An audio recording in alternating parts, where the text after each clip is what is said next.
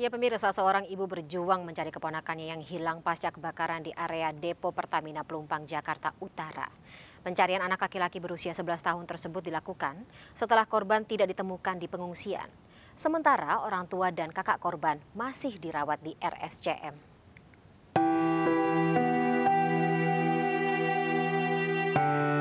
Meski lelah, Aprilia Susanti tetap berjuang mencari Rian Andika keponakannya di lokasi kebakaran di pemukiman warga dekat Depo Pertamina Pelumpang, Jakarta Utara. Termasuk mencari di tempat pengungsian di sekitar lokasi kebakaran. Bocah 11 tahun ini hilang pasca kebakaran menghanguskan rumah orang tuanya. Orang tua dan kakak korban mengalami luka bakar dirawat di RSCM, kondisi ayah dan kakaknya kritis. Hilangnya bocah SD ini terjadi saat orang tuanya meminta korban menyelamatkan diri keluar dari rumah.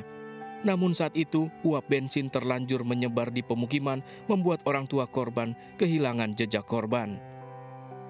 Kejadian api menyala gede, kena.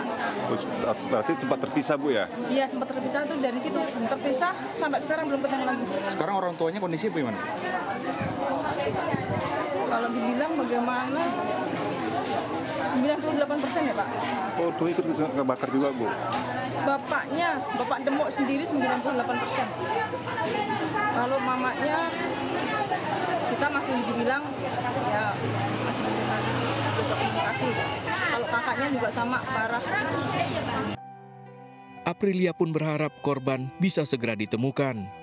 Sementara itu dari 4 korban yang dilaporkan hilang, 2 diantaranya telah ditemukan dalam kondisi selamat.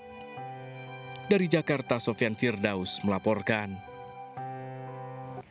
Ya, pencarian korban hilang akibat kebakaran di Depo Pertamina Pelumpang, Jakarta Utara juga masih terus dilakukan. Pasca kebakaran Depo Pertamina Pelumpang pada Jumat malam yang menghanguskan ratusan rumah warga, ini juga ternyata masih menyisakan korban hilang. Petugas gabungan berjaga untuk pengamanan dan persiapan pencarian korban hilang dengan menggunakan alat berat dan juga anjing pelacak.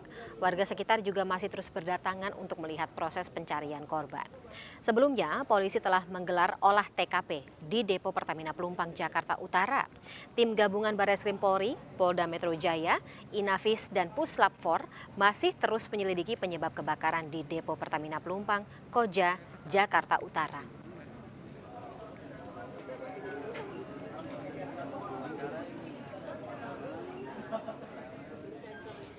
Ya pemirsa, di tengah wacana relokasi antara rumah warga dan Depo Pertamina Pelumpang pasca kebakaran hebat yang terjadi Jumat lalu, muncul isu mengenai hak izin mendirikan bangunan atau IMB terkait permukiman di sekitar Depo BBM tersebut.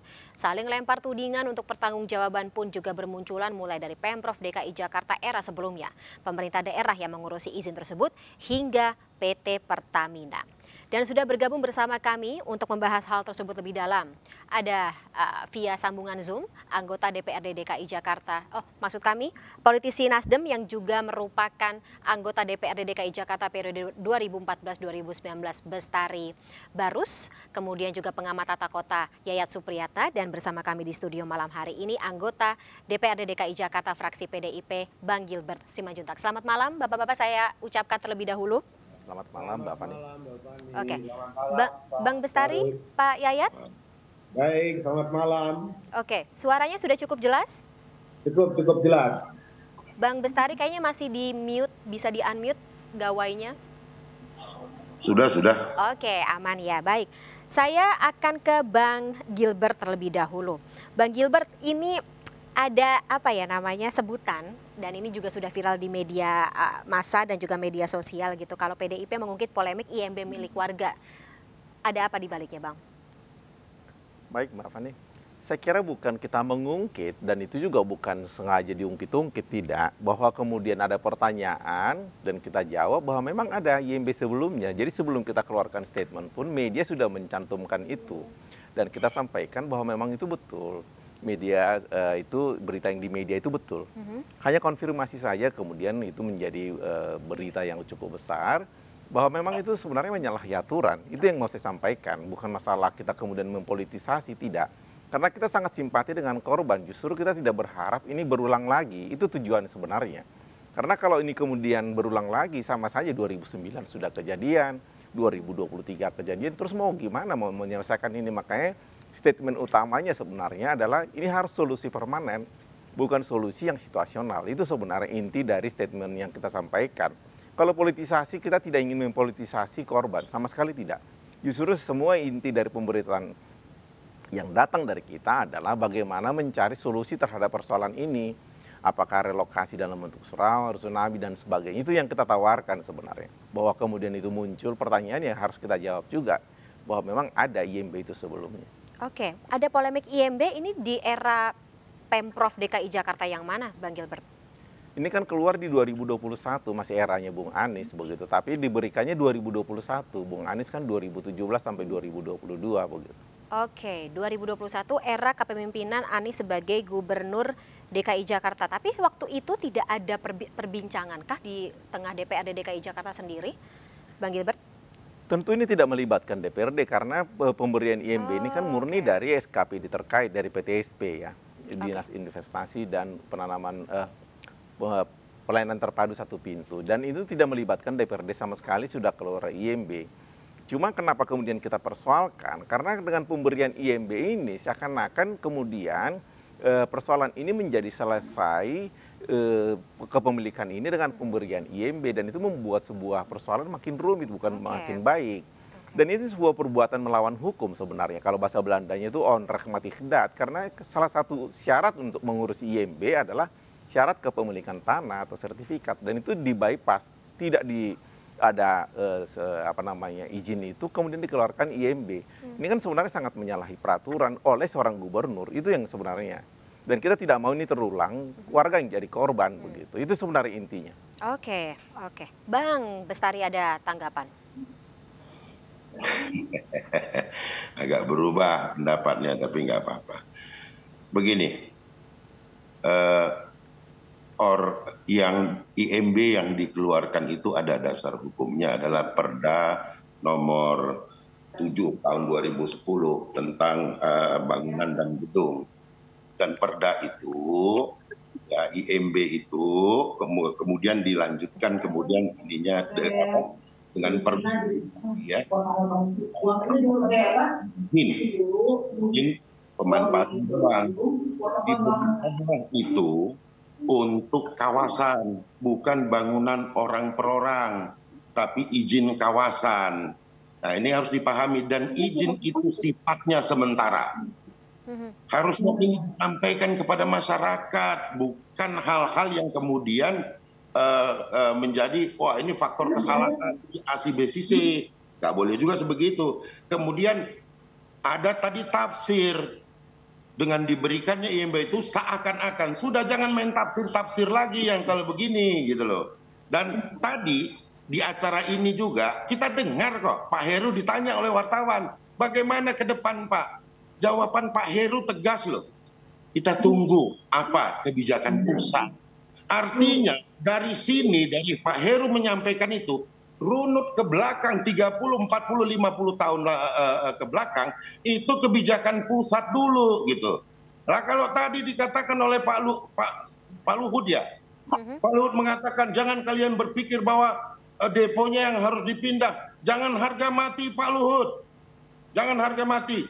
Ibu kota negara saja bisa dipindahkan dan kita setuju ibu kota negara dipindahkan. Pak Luhut jangan juga kemudian memanas-manasin hal ini gitu.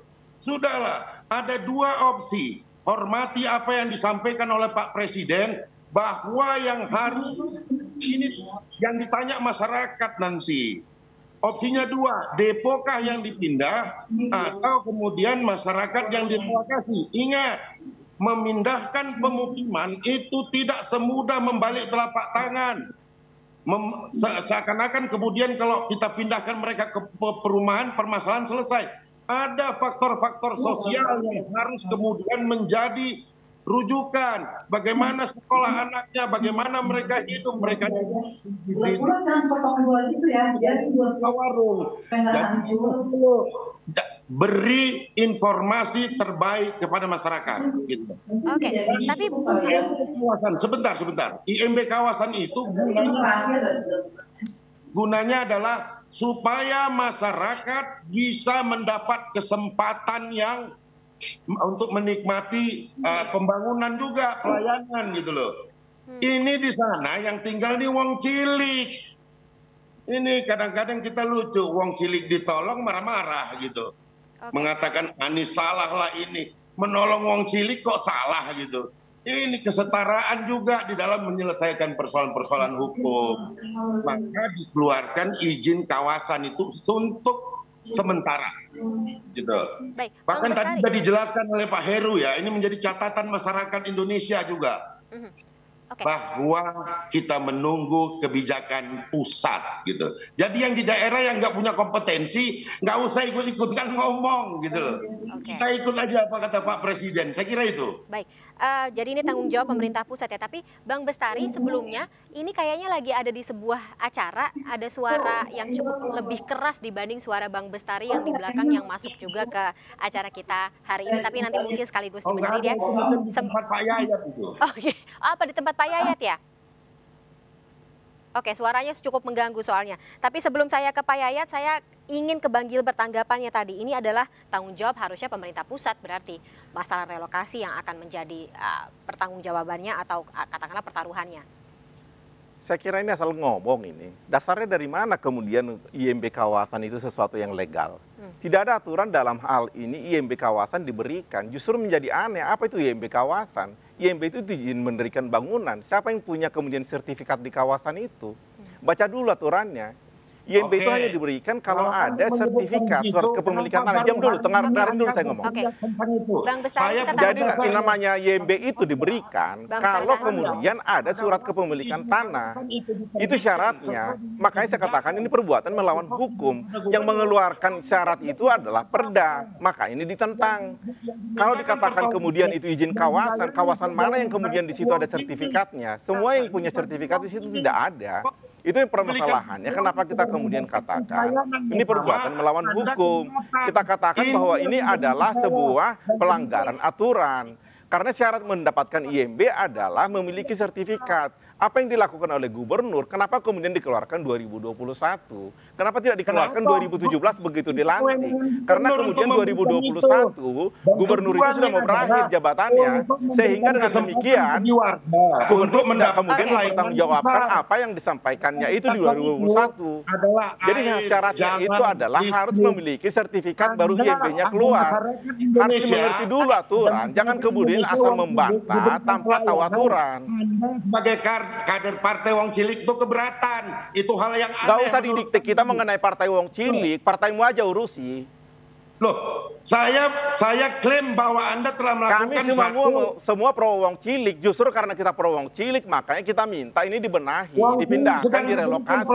Karena kalau ini kemudian kejadian berulang lagi, maka yang terjadi adalah wong cilik ini yang jadi korban. Jangan sampaikan kepada kita wong cilik yang kemudian menjadi dasar Anda, sementara Anda sendiri melanggar aturan.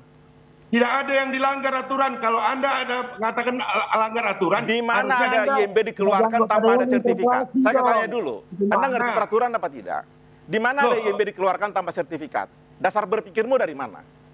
Ada di sini. Bangunan kawasan bisa diterbitkan. Dasarnya adalah Perda nomor 7. Baca dulu aturan itu. Jangan cuma ngomong. Anda sudah baca belum Perda nomor 7-nya? Baca dulu aturan baik-baik syarat memberikan IMB. Kesimpulan sendiri. Makanya jangan ngomong kalau tidak tahu aturan. Padahal jangan bilang membela wong cilik tapi melanggar aturan. Wong cilik juga tidak membutuhkan itu. Wong cilik itu butuh kepastian. Oke, Bapak-bapak kita tahan dulu. Kalau begitu ya Bapak-bapak kita tahan dulu. Nanti masih bisa digali lagi karena saya juga penasaran terkait dengan polemik dari izin mendirikan bangunan ini. Kemudian juga kira-kira apa solusi yang bisa mungkin diajukan oleh masyarakat. Tapi saya ke Pak Yayat. Pak Yayat tadi juga sempat ke TKP kebakaran di depo Pertamina Pelumpang. Bang Bestari tunggu dulu ya. Tadi sempat ke TKP, Pak Yayat, dari pantauan Anda selama di sana apa yang Anda tangkap? Pak Yayat mungkin bisa di-unmute. Kedengaran suara saya? Dengan jelas. Oke ya, gini. Sebetulnya tahun 2009 saya udah diskusi dengan Pak Prianto, Pak Wagub zaman Pak Foke. Itu rencana untuk membuat buffer zone, penataan kawasan sudah dibuat. Cuman tidak bisa dieksekusi karena ada sengketa tanah di atasnya. Jadi selama ada sengketa tanah, itu tidak bisa diapa-apain karena harus ada kekuatan hukum. Pertama, satu, klaim dari Pertamina, dia merasa memiliki aset. Tapi bukti-buktinya kan harus dibuktikan. Jadi yang kedua, bagi Pemprov DKI pun, kalau itu bukan asetnya pemerintah daerah, dia tidak bisa dieksekusi. Jadi konsep yang dibuat 2009 sebetulnya sudah konsep yang bagus. Tapi eksekusinya tidak bisa dijalankan selama di atasnya ada sengketa tanah. Dan di mana-mana tidak pernah ada sertifikat keluar kalau di atasnya ada sengketa tanah. Jadi kalau misalnya BPN mengeluarkan sertifikat ada sengketa tanah, bisa digugat BPN-nya. Jadi kalau sudah ada kekuatan hukum pengadilan yang menyatakan bahwa status tanahnya jelas, status hukumnya jelas, barulah BPN bisa mengeluarkan sertifikat. Tanpa ada sertifikat dengan kekuatan pengadilan atau kekuatan hukum yang jelas, itu nggak bisa diragukan.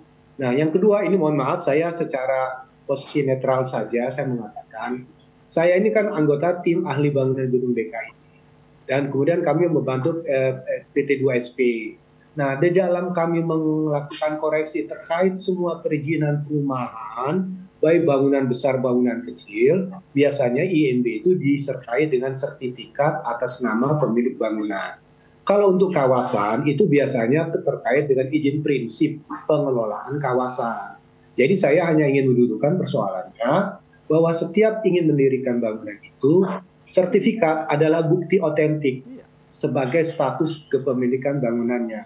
Jadi dalam hal ini, acuannya adalah Undang-Undang Bangunan dan Gedung, dan diperkuat juga dengan Undang-Undang Cipta Kerja. Jadi dalam hal ini, memang kita harus meluruskan kembali bahwa persoalan utama di sana adalah memang tekanan jumlah penduduk yang demikian besar, butuh tanah, butuh lokasi, sementara aset yang ada itu masih menggantung. Pertamina tidak bisa mengeksekusi, akhirnya pelan tapi pasti areal tersebut dirambah, didudukin, dan akhirnya seperti ini. Dan yang lebih berat lagi memang yang harus kita catat adalah memang dengan tumbuhnya kembang permukiman, otomatis fasilitas listrik, air, jalan, masuk, kemudian administratif dikeluarkan, karena bagaimanapun pertambahan jumlah KK, jumlah warga membentuk administrasi di tingkat administrasi RT RW, dan ujung-ujungnya kan pengakuan itu pun juga berimplikasi kepada persoalan lain. Dengan status itu artinya PBB pun dikeluarkan. Jadi memang ada sekedar legalisasi atas sesuatu di atas tanah yang masih bermasalah. Nah, dalam hal ini saya menyarankan jika ingin melakukan penataan ulang, tegaskan dulu sebetulnya status tanahnya. Siapa masyarakat yang memang punya sertifikat dengan bukti-bukti otentik, itu bisa nanti diganti rugi. Siapa masyarakat yang sebetulnya menempati tetapi tidak memiliki status bukti tanah yang jelas, juga ini. Nah, kalau terkait dengan IMB kawasan, memang sekali lagi saya mengatakan istilah itu tidak dikenal, Pak. Mohon maaf sekali lagi. Tapi kalau dibuat oleh peraturan daerah yang secara khusus, saya tidak tahu. Biasanya yang dikeluarkan secara tata ruang itu adalah prinsip-prinsip tentang pengelolaan kawasan. Jadi kalau saya ingin misalnya bangun kawasan industri, kawasan perumahan, yang dikeluarkan dulu adalah izin prinsipnya terlebih dahulu. Izin prinsip itu terkait apa yang akan dibangun. Jika dikaji secara AMDAL sudah sesuai, secara itu sudah sesuai, tidak ada masalah, barulah ditinjau kembali, sudah dibebaskan dulu tanahnya. Nanti kalau dia terkait dengan hak properti dari suatu badan usaha, dikeluarkanlah HGB. Nanti dari HGB pun baru dipecah nanti kepada hak milik kalau misalnya sudah dijual per ini. Jadi sekali lagi, izin mendirikan bangunan itu memang harusnya disertai dengan sertifikat kepemilikan tanahnya. Itu saja yang bisa saya jelaskan dari esensi persoalan yang ada. Demikian, mohon maaf kalau misalnya ada hal-hal yang kurang pas. Nggak apa-apa, Pak Yayat kan memang sudah atau bicara sesuai dengan tupoksinya dan sesuai dengan penelitiannya dan sesuai dengan undang-undangnya. Tapi berarti kalau bisa saya simpulkan, dari awal pengadaan warga atau pengadaan rumah warga atau permukiman warga di lahan ini memang sudah menyalahi aturannya secara lingkungan, kemudian juga secara tadi banyak sekali Pak. Iya, saya akan jelaskan sedikit ya.